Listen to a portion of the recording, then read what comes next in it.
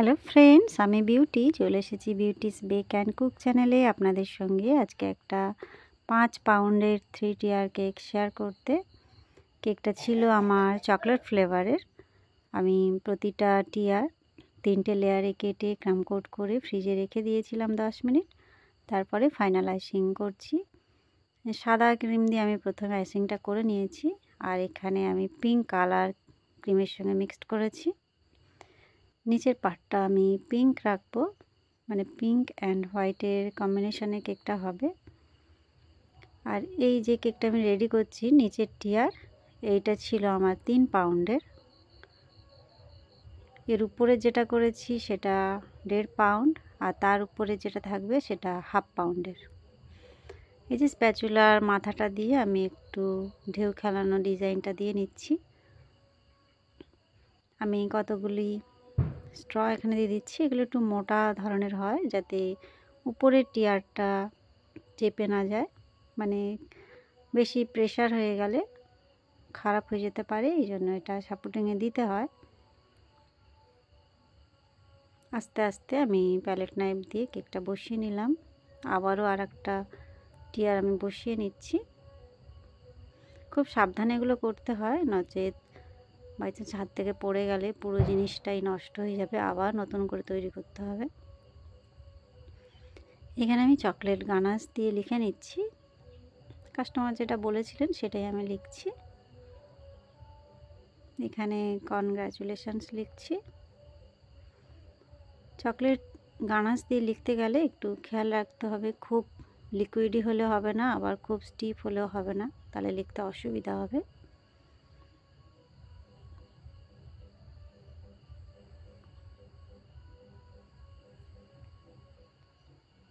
ব্যাস, এই যে লেখাটা হয়ে গিয়েছে। এবারে আমি বর্ডার করে নিচ্ছি। এটা ছোট সাইজে স্টার নজেল দিয়ে করছি। প্রতিটা স্টেপে আমি বর্ডারটা করব, সেম থাকবে।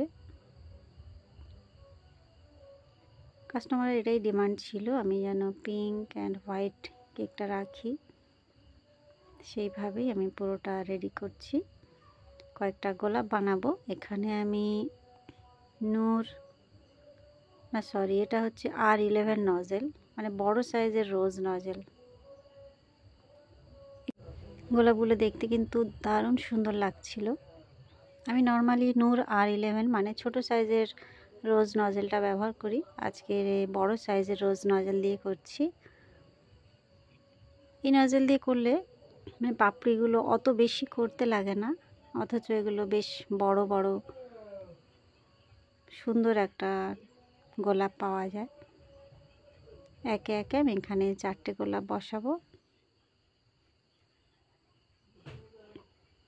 এই যে, আর একদম উপরের টিয়ারের উপর পোর্শনটায় আমি গোলাপ বসাবো, মিডিলে আর কিছু আমি দেব না।